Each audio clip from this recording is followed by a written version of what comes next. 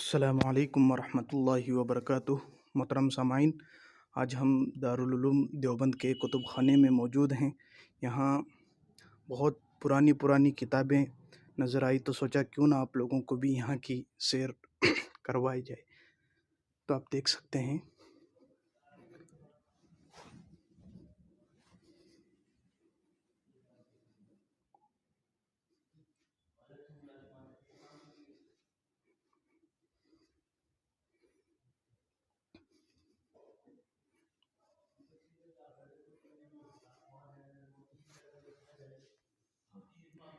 یہ دیکھیے کتنا عجیب و غریب اور کس انداز سے ہے۔ دنیا کا سب سے چھوٹا قرآن کریم اس کو شمار کیا جاتا ہے۔ آپ دیکھ سکتے ہیں،